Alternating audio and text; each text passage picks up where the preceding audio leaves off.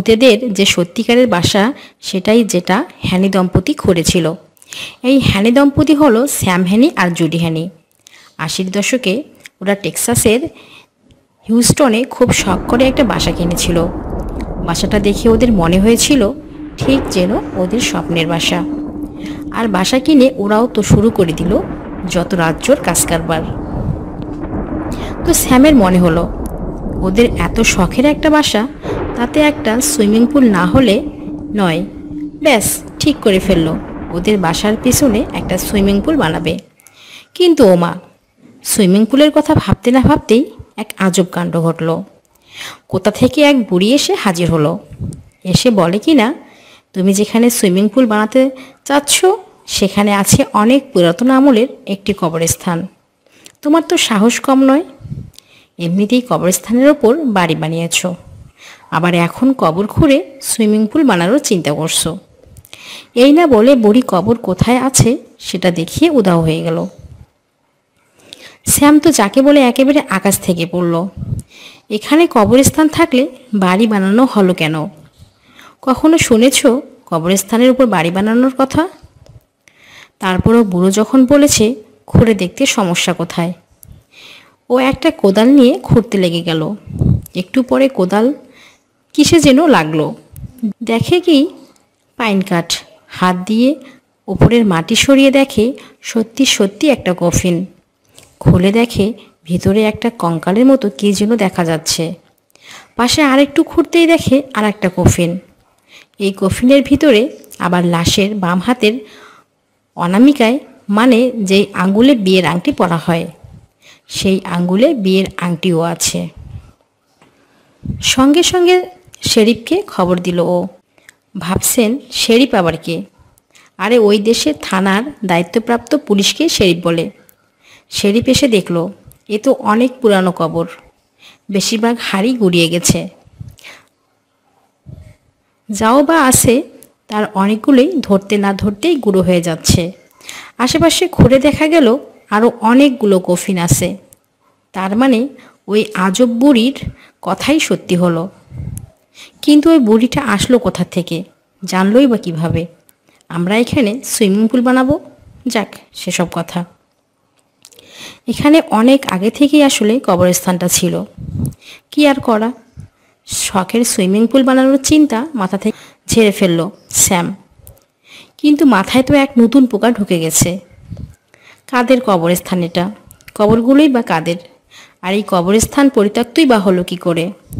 খোঁজ নিতে নিতে জেসপার নর্টন বলে এক লোকের খোঁজ পেল স্যাম। সে অনেক আগে থেকেই এই বাসায় থাকতো। তার কাছ থেকেই জানতে পারল শুধু তাদের বাসাটাই নয়, আশেপাশের অনেকগুলো বাসাই তৈরি হয়েছে একটা পরিত্যক্ত আফ্রিকান আমেরিকানদের কবরস্থানের উপরে। আফ্রিকান আমেরিকান কাদের বলে জানেন? যেসব আফ্রিকান আমেরিকায় থাকতে গিয়েছিল ওদেরকে বলা হয় আফ্রিকান আমেরিকান। আর আগে তো ওরা বেশিরভাগই যেত দাস হিসেবে। আগে ইউরোপ আমেরিকায় সাদা মানুষেরা যে কালো মানুষদের দাস হিসেবে ব্যবহার করত সে কথা জানেন না অনেকেই। এটা অবশ্য কয়েকশো বছর আগের কথা। এই কবরস্থান সম্পর্কে আরও অনেক তথ্যই জোগাড় করে ফেলল স্যাম। এই কবরস্থানে মোট কবর দেওয়া হয়েছিল 60 জনকে। সর্বশেষ কবর দেওয়া হয়েছিল 1939 সালে। তারপর আর কাউকেই এখানে কবর দেওয়া হয়নি। তা না হলে কি আর কবরস্থানে বাড়ি বানানো যায়? আর যে দুইটা কবর স্যাম খুঁড়েছিল ওই দুটো কবর 1930 সালের বেটি থমাস আর চার্লি থমাসের। ওরা আবার স্বামী স্ত্রী ছিল। এ তো কেবল কাহিনীর ভূমিকা, আসল কাহিনী শুরু হলো এরপরে। জেনে হোক আর না জেনে হোক, স্যাম তো দুটো কবর খুঁড়েছিল। এবার কবরের বাসিন্দা বেটি আর চার্লিকে ঠেকায় কে? ওদের বাসা ভেঙে দেওয়ার কারণে ওরা শুরু করলো জ্বালাতন। প্রথমে ওরা কেবল স্যাম আর জুডিসের বাসায় জ্বালাতন করত। দেখা গেল ওদের ঘড়িটার ব্যাটারি খুলে দিয়েছে, কিংবা পানির কল একবার খুলছে আবার বন্ধ করছে, কখনো বা টিভির সুইচ বন্ধ করছে আবার অন করছে, নয়তো ফ্যান অফ অন করে দিচ্ছে। কিছুদিন পর ভূতেদের জ্বালাতন শুধু ওদের বাড়িতেই সীমাবদ্ধ থাকলো না, আশেপাশের বাসাতেও শুরু হয়ে গেল। দিন দিন জ্বালাতনের মাত্রা এতই বেড়ে গেল যে ওদের পক্ষে স্বাভাবিকভাবে বাসা থাকাই অসম্ভব হয়ে উঠল। একদিন হলো এক মজার ঘটনা। রাতের বেলা জুডিথ ছিল একা। স্যাম গিয়েছিল নাইট ডিউটি করতে। তো রাতে জুডিথ শুনল বারান্দায় স্লাইডিং ডোর ঠেলে কে যেন ঢুকলো, অথচ ডোর ছিল লক করা। ও তো জানি এটা বেডি আর সার্লি ছাড়া কারো কাজ হতেই পারে না। কোনো মতে চোখ মুখ চেপে শুয়ে থেকে রাত পার করে দিল। সকালে স্যাম আসলে বিছানা ছেড়ে উঠে ক্লোজেট খুলে দেখে ওর শখের লাল জুতো জোড়া নেই। নেই তো নেই, খুঁজেই পাওয়া যাচ্ছে না। দুজন মিলে বাসার যত জায়গা আছে সব জায়গায় খুঁজেও ওরা জুতো জোড়া পেল না।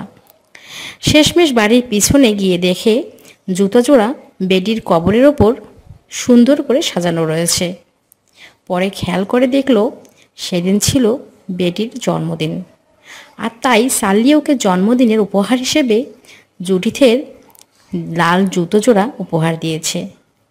কার না রাগ লাগে বলেন দেখি, কিন্তু কিছু করার নেই, ভূতের কাণ্ড বলে কথা। দিন দিন ওদের এমনই জ্বালাতন আরও বাড়তে লাগলো। আশেপাশের বাসাগুলোতেও কোথাও কোনো গাছ হয় না। শখ করে গাছ লাগিয়েছে, কিন্তু দুদিন পরেই মরে যায়। কিভাবে মরে যায় কেউ জানে না। যা কিছুই করো কিছুতেই কিছু হচ্ছে না। আর সুইচ অন অফ করা, পানির কল খোলা বন্ধ করা, চুলা জ্বালানো বন্ধ করা, এসব তো আছেই। সাথে যুক্ত হলো কথা বলা। প্রায় ওরা শুনতো আশেপাশে কারা যেন ফিসফিস করে কথা বলছে। আর সহ্য করা যায় না। স্যাম আর জুডিস ঠিক করলো অন্য কোথাও বাসা নেবে, কিন্তু টাকা কোথায়? ওরা যেই কোম্পানির কাছ থেকে বাড়িটা কিনেছিল তাদের নামে এক মামলা ঠুকে দিল, কিন্তু ফল হলো উল্টো। মামলা হেরে আরও জরিমানা গুনতে হলো ওদেরকে। এবার ঠেলা সামলাও, কি আর করা যাবে। এবার জুডিথ কোমর বাঁধল, হয় এসপার নয় ওসপার। ওদের কবর নষ্ট করেছি, ওদেরকে কবরের বাঁধন থেকে মুক্ত করে দিয়েছি। ওরা আর কি চাইতে পারে আমার কাছে? বড়জোর কারো জীবন।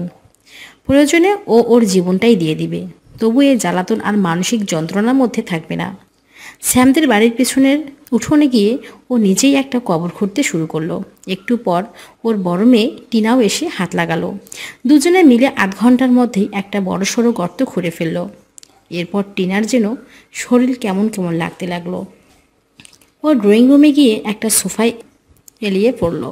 একটু পরও বলতে লাগলো, মা বাবা আমার বাচ্চাটাকে তোমরা দেখে রেখো। আর চোখের মধ্যে কী যেন ভয় খেলা করতে লাগলো। আর তারপর ওর চোখ বন্ধ হয়ে আসতে লাগলো। ওর মুখ দিয়ে আর কোনো কথা বের হচ্ছে না। দেখে তো সবাই খুব ভয় পেয়ে গেল। খবর দেওয়া হলো এক মনোবিজ্ঞানীকে, কিন্তু সে আসা পর্যন্ত তো টিনাকে জেগে থাকতে হবে। সবাই মিলে ওর সাথে কথা বলা শুরু করলো জাগিয়ে রাখার জন্য। মনোবিজ্ঞানী এসে ওকে দেখে বলল ওর একটা বড় ধরনের হার্ট অ্যাটাক হয়েছে। সবাই মিলে ওকে বাঁচানোর খুব চেষ্টা চালাতে লাগলো, কিন্তু শেষ পর্যন্ত কোনো লাভই হলো না। 2 দিন পর মারা গেল টিনা। আর কি, মেয়ে হারানোর শোকে শ্যামা জুডিথ তো পাগল হওয়ার দশা। খুব তাড়াতাড়ি ওরা সেই অভিশপ্ত বাড়ি ছেড়ে দিল, বাসা বাঁধল মন্টনায়। এভাবেই নিজেদের মেয়েকে হারিয়ে কবর খোঁড়ার অভিশাপ কাটিয়েছিল শ্যাম আর জুডিথ। কবর খোঁড়ার অভিশাপ সে কি আর যে সে কথা?